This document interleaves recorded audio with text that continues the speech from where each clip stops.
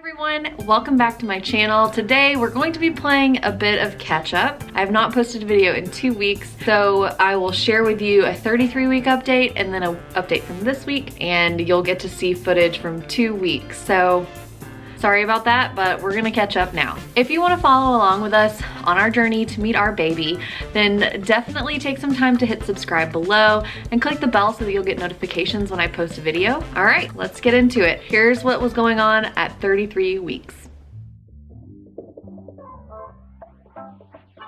Today is Tuesday, March 16th.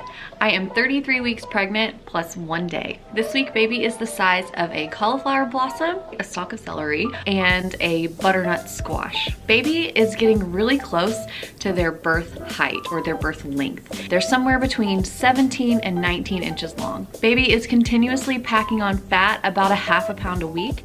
So right now they're somewhere between 4 and 6 pounds. Baby now has eyebrows and an immune system that is no longer relying on antibodies from the placenta. And their digestive system is working all on its own. Baby's bones are hardening so that they can eventually be able to support themselves. And they're starting to open their eyes when they're awake. As far as how I'm feeling, it feels like this week, restless leg has kicked into high gear. I try to rotate between standing and sitting a lot. I'm trying to take a magnesium supplement before I go to bed, but I'm also very fortunate that I have a fantastic partner who understands that my legs are in pain. I get a very sweet, loving calf and foot massage almost every night before bed. A lot of my apps have been saying it's time to start counting kicks, but this baby is so incredibly active that honestly, I haven't been doing that.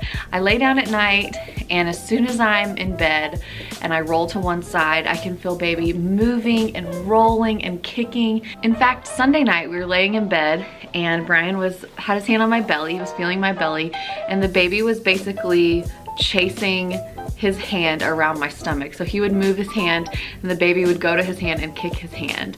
And that was really special. Again, one of those moments that I've talked about in the past where you realize this is a little person, this is a little family member that is about to join us, and it just makes me so excited. We have also started preparing little things for baby's arrival. So we've started working on our at-home labor kit. I've started preparing my postpartum kit, and we have begun packing our hospital bags. They're not quite done yet. We still need to do a snack run and get a few more things, but I'm gonna have a video about that in a couple of weeks. We had our first meeting with our doula on Sunday. Grandparents have bought their tickets. My maternity photos have been scheduled. Time is flying by. I just cannot wait to meet our new little buddy, our new little family member. Yesterday was our very last evidence-based birth class, and what we did in that class, we basically acted out our birthing time. Like, we just pretended that we were giving birth. It was a little awkward because it's my midwife and then a few other families on Zoom. So we were acting out like different positions that we might be in during labor and ways to alleviate pain and positions we might want to be in when we push. And so some of that was kind of awkward to do on a Zoom call, but it was really helpful. I think it was really awesome for Brian and I to kind of see and feel and experience what will be helpful during that time. It was a really good trial run. We also practiced swaddling, and Brian's gonna be a great swaddler. Maybe not. I'm maybe not gonna be very good at swaddling, but we have a lot of the easy like Velcro swaddles, so maybe I'll do those and Brian can do all the blanket swaddles. Another thing that is relatively new to me this week is nesting. Oh my goodness. I feel like I have cleaned this house tip to toe. I still have a few things upstairs that I'm working on, 2 or 3 huge trash bags that need to go be donated, and cleaning out rooms and getting everything ready. And I think a lot of this is just natural nesting that every mama experiences, but also some of it is, I know that right after baby comes, I want to spend time with baby and I want to heal from birth. I don't want to have to be worrying about getting my house ready for all of our family that's coming to visit. So that's some of it too, just wanting to be prepared. Today we have an ultrasound just this afternoon. I'm hoping that we will be able to get some pictures. I'm going to ask the ultrasound tech that if she has time and if baby cooperates, if she could print us out some new pictures, because we have not had ultrasound pictures of baby since December. So our last ultrasound was in January. I'm so excited to get to see baby today. I'm just really looking forward to it. Tomorrow I have a virtual virtual parenting class that I'm attending. And then on Thursday, I have my appointment and I will have my first non-stress test, my first one of those. And that's something that will be kind of commonplace for us as we continue through this pregnancy due to my having gestational diabetes. So my understanding is they'll just monitor the baby for about 20-30 minutes just to see how everything's going. I am now 8 months pregnant and we have 7 weeks to go until my guest date. Okay, now we're back up to current times. We're no longer living in the past. Today is Monday, March 29th, and I am 35 weeks pregnant. This week, baby is the size of a spaghetti squash or a pineapple or a bundle of carrots. I also read on one of my apps that baby is the size of a mini lop rabbit, so apparently my baby knows that Easter is coming up. At this point, baby is somewhere between 18 to 20 inches long, and they're weighing in at probably around 5.5 pounds. Their organ and skeleton development is complete, so now they're just working on gaining weight and growing their brain power. Speaking of gaining weight, I'm not gaining very much every week, but baby is probably packing on about 1/2 pound every week until they arrive. Back at 20 weeks, baby's body fat percentage was probably only about 2%. By the time they're born, it'll be more around 10 to 15%. As far as how I'm feeling, I feel pretty good.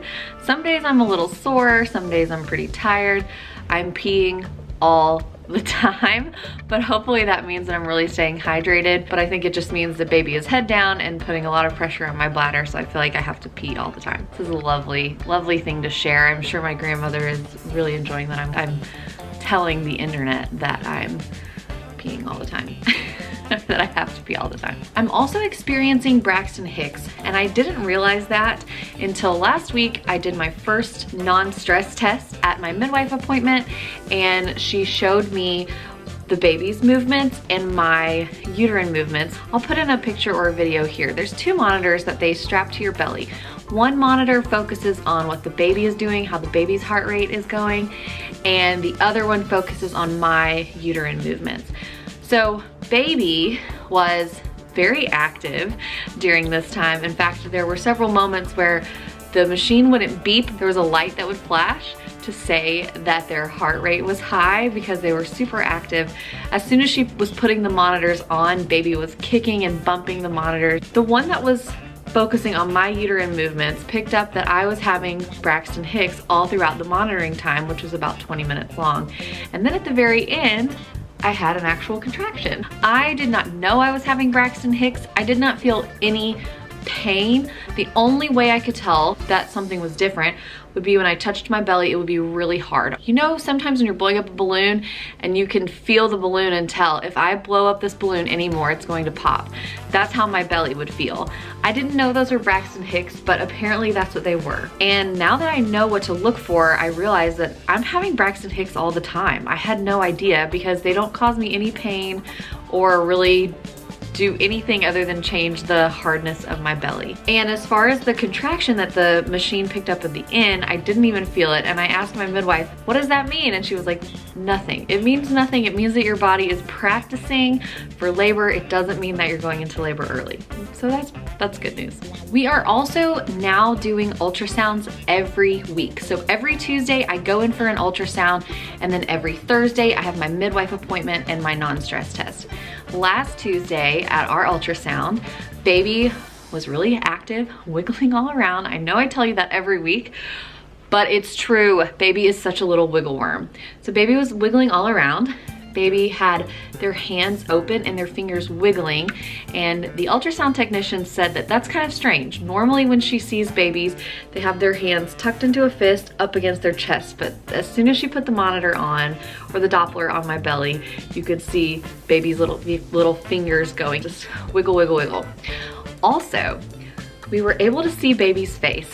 And I think I told you guys at our 20-week ultrasound, or maybe the follow-up one we had, the baby had a teeny tiny little nose, like mine. Not that my nose is so tiny, but just like the shape of it on the side, the profile of baby's picture, it looks like my nose, and that makes me so excited. Baby also has these big, beautiful, luscious lips, and I am thrilled. I cannot tell you how excited I am. As soon as I saw them, it's like my heartbeat just my heart just stopped. I saw those little lips and that tiny little nose, and it was like, you just fall in love. You just immediately fall in love. And it was so exciting to see these big, beautiful lips that they get from Brian. They do not get that from me for sure. The other exciting thing that was revealed in our ultrasound this week is that mama was right. Baby has hair. And quite a bit of it. You could see it on the ultrasound floating in the amniotic fluid. So that makes me think that baby has a lot of hair. And I'm thankful, I love that baby has hair, but I'm also thankful that I'm not having heartburn. In fact, I haven't had any heartburn. I've only had indigestion. So that is great. I'm super happy about that, and we're just trucking right along. I am so ready to meet this little person. I keep joking about how they might come early. I hope they come early. This might be an April baby instead of a May baby, and that would be really exciting. I'm enjoying being pregnant. It's not that I've reached the point yet where I'm sick of being pregnant, but I definitely am excited for baby to be here, and I'm trying to simultaneously appreciate this last month while also not wishing it away, because I know it's gonna drag, because it's this last month that we're just waiting and we don't know when it's gonna happen. So I'm trying to balance the appreciation of being pregnant and the anticipation of meeting our newest family member. This week, I'm in my last week of my 8th month of pregnancy, and I have 5 weeks to go until my guest date. I don't really have a main topic for this week's video, but I did want to talk about gestational diabetes. As you've heard, probably over a month now, sick of hearing about it, I was diagnosed with gestational diabetes around 28 weeks, 28 or 29 weeks, I believe. When I first got this diagnosis, actually right after the call, I filmed myself to say, oh my gosh, I can't believe how upset this made me. And it did, it made me really upset. I felt horrible guilt. I felt like this is something I did to my baby because I wasn't making healthy choices in my pregnancy. I felt responsible, and I just felt guilty. That's the best way to explain it. But the more I learned about gestational diabetes, the more I learned that it wasn't anything I did. It's literally just your hormones that are helping your body, or actually not helping your body, process sugars the way that your body was doing before you were pregnant. Again, we can just blame everything on hormones because they ruin everything, right? I wanted to talk a little bit about what gestational diabetes has looked like for me, what the process has been like for me, and what my day-to-day looks like. First of all, let's talk diet. I have basically been doing a low carb, or I guess that's what it used to be called. It used to be called low carb, now it's called keto. There's not really a big difference. But I have been doing a low carb / keto diet since I was diagnosed. Now, I'm not crazy strict on this. I will have little carbs here and there. I will try things to see how they spike my blood sugar, or if they spike my blood sugar.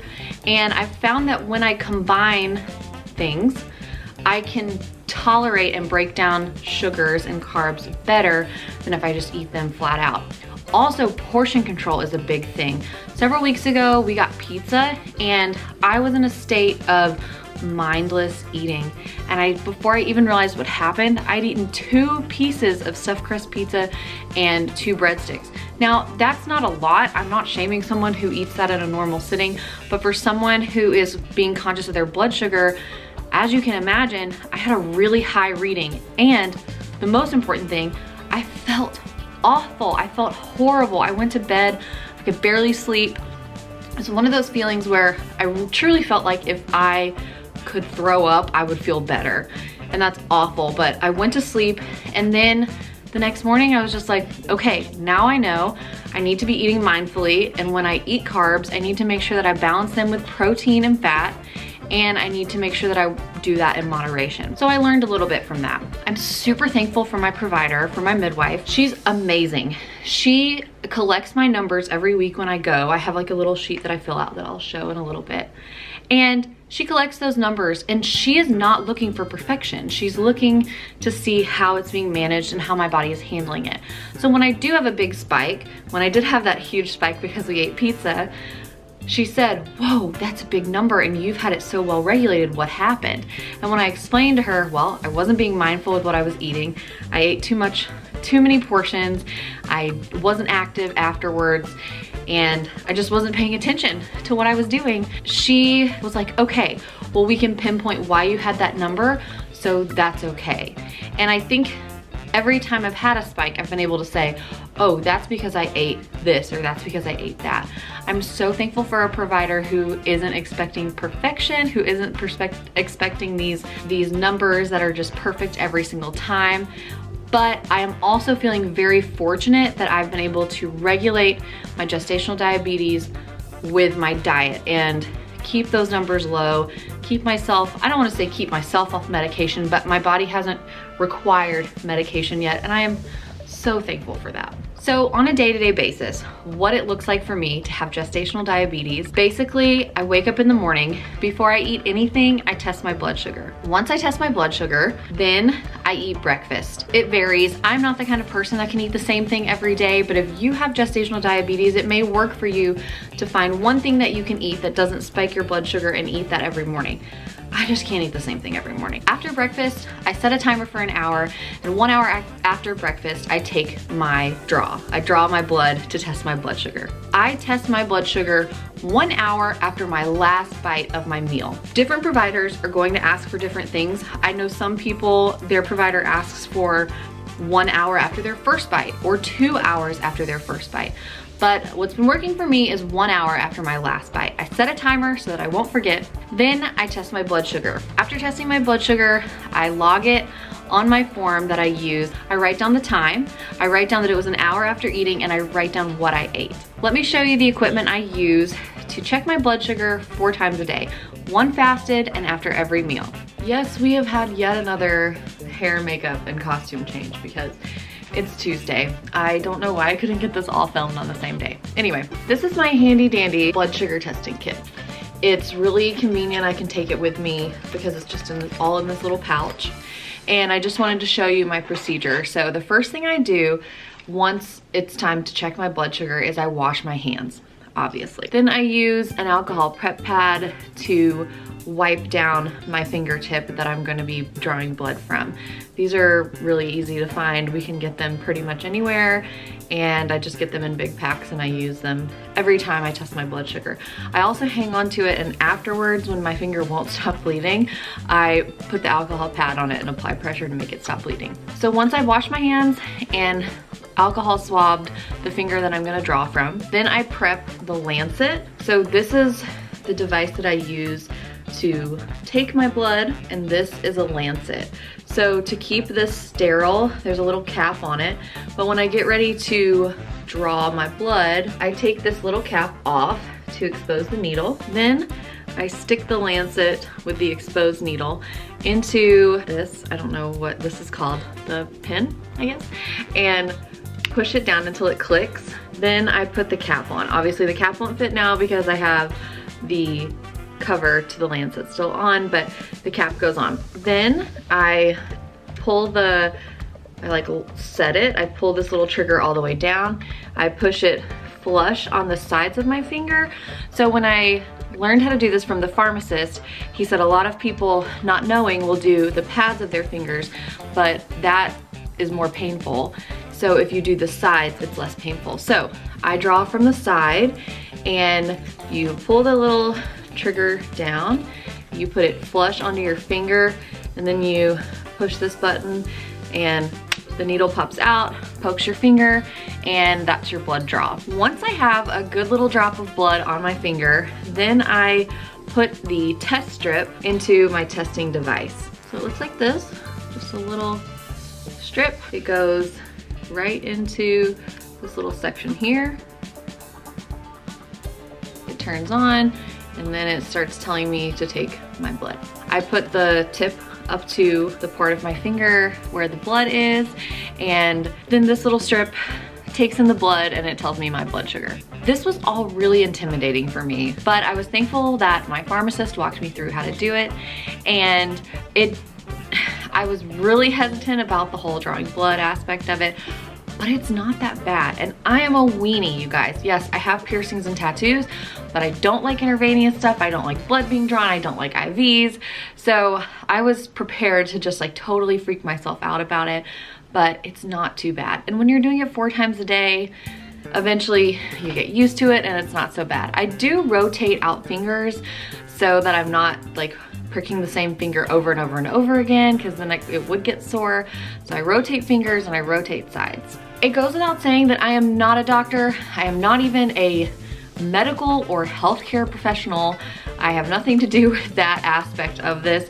This is just what I've learned since I've started doing this. So please talk to your doctor. Everybody's gonna be different, of course. Everyone's body is different.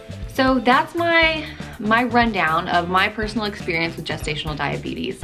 I am hopeful that once I give birth, this will go away and it's not something I'll have to worry about again, although my chances are increased for my next pregnancies to have gestational diabetes again. Even though this is not something that I was initially happy about and something that initially caused me a lot of guilt and a lot of sadness, I've now come around to the fact that, first of all, it's not anything that I did wrong or anything that I'm doing to my baby.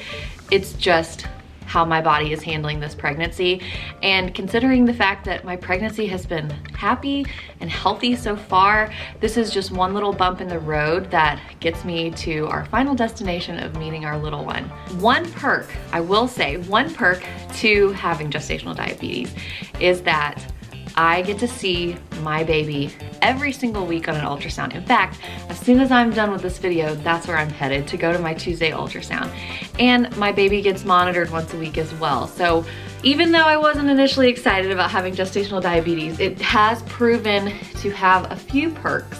And I'm thankful that I get to monitor my baby, keep an eye on them, and see them once a week. It's really fun. I will never get tired of seeing them on an ultrasound, watching them wiggle and swim and move around. One more thing I wanted to mention before I closed out my video is that 2 Saturdays ago, I had a virtual baby shower that was thrown for me by my mom and my sister. In this world we're living in, and with us living so far away from everyone, virtual shower was not the ideal, but it worked out so nicely. And I just wanted to say thank you to everyone who attended, everyone who took time out of their Saturday to be with us and to celebrate with us. And it was just so special, and I loved that I got to have this special baby shower moment, even though COVID isn't allowing us to actually be together physically, and us being all the way in Alaska is keeping us apart. It was so great to have so many people from so many different places there with me to celebrate this new little bundle of joy.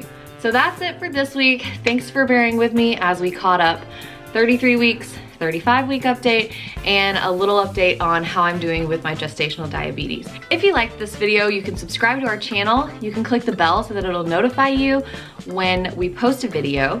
You can also give this video a big thumbs up. You can share it with a friend, or you can leave me a comment below. If you had gestational diabetes, let me know how everything worked out for you. If you're currently going through this, let me know how things are going. I'd be happy to talk and chat with you, let you know some of the things that I enjoy eating that don't spike my blood sugar.